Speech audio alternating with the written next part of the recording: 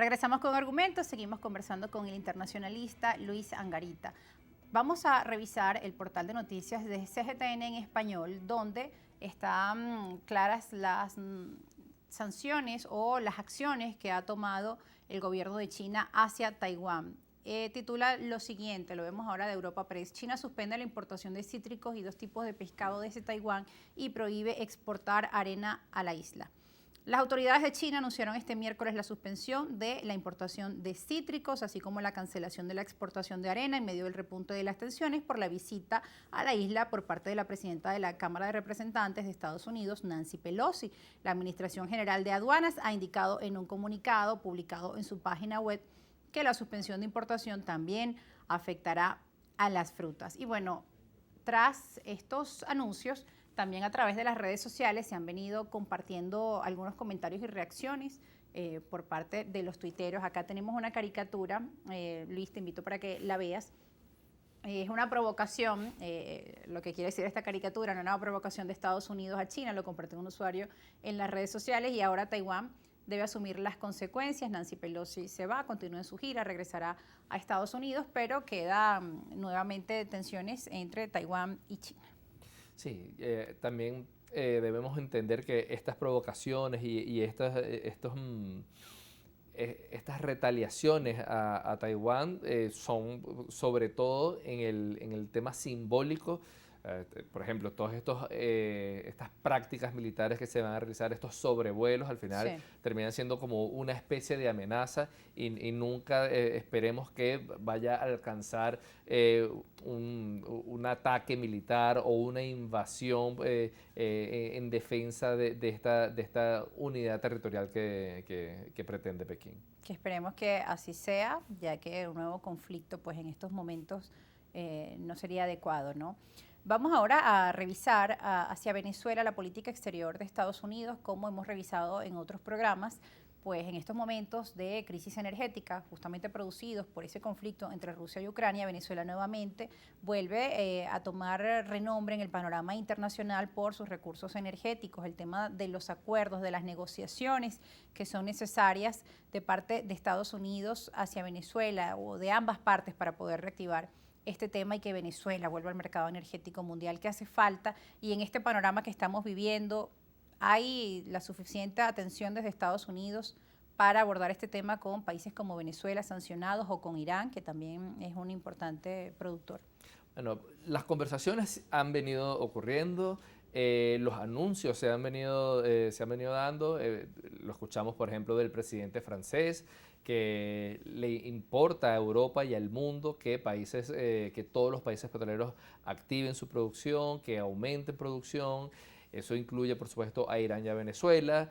Hemos visto hace escasas semanas también nuevas visitas de representantes de Estados Unidos a Venezuela y, por supuesto, gestos en cuanto a licencias, en cuanto a autorizaciones y aclaratorias de la OFAC que permiten ahora a empresas europeas realizar comercializaciones que antes estaban prohibidas, de manera tal que pareciera que hay en el largo plazo de este año, es decir, a lo largo de este año se puede prever que se den más acciones para que Venezuela termine aumentando formalmente producción petrolera y que de alguna manera abastezca a un mercado que está muy alterado, que tiene muchas tensiones, sobre todo con conflictos, por ejemplo, que se abre o no se abre el gasoducto de Rusia hacia Alemania,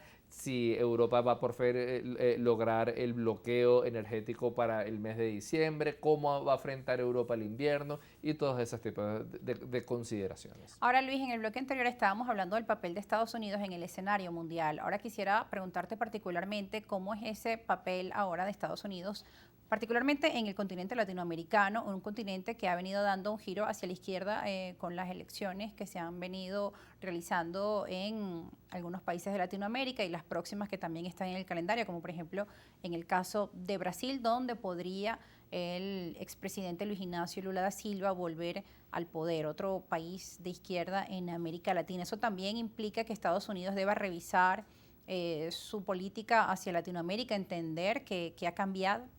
Sí, y sobre todo en un aspecto que creo que es el que más se ha descuidado, que es el tema económico-comercial. Pareciera que después de la caída del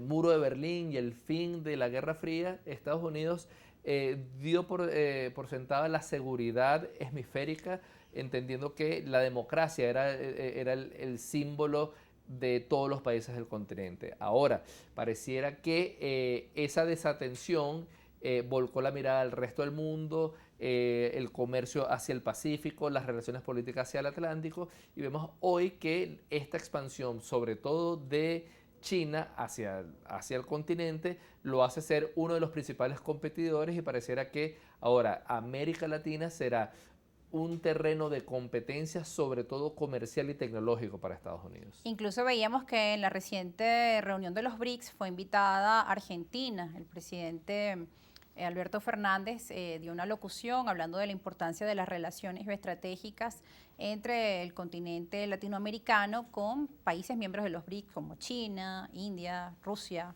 Estamos hablando de otra configuración.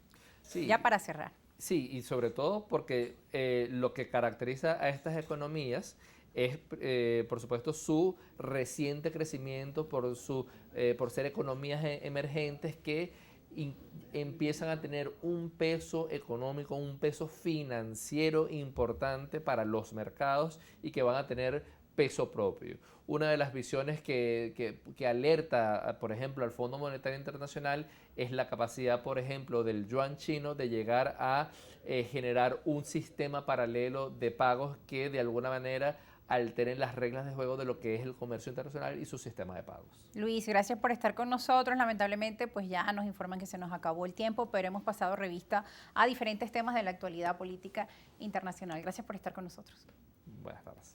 Y gracias a ustedes por estar allí en sintonía de Argumentos. Espero que este programa haya sido de su utilidad para la comprensión del panorama geopolítico actual y las implicaciones que tiene la visita de Nancy Pelosi a Taiwán. ¿Qué se espera? Bueno, todo esto está por verse. Nosotros nos despedimos recordándole nuestras cuentas en las redes sociales, @argumentos_gb en Twitter, @argumentosgb en Instagram, y mi cuenta en ambas plataformas, @rosa_periodista. También pueden encontrar estas entrevistas en nuestro canal de YouTube, Argumentos GB. Nos despedimos.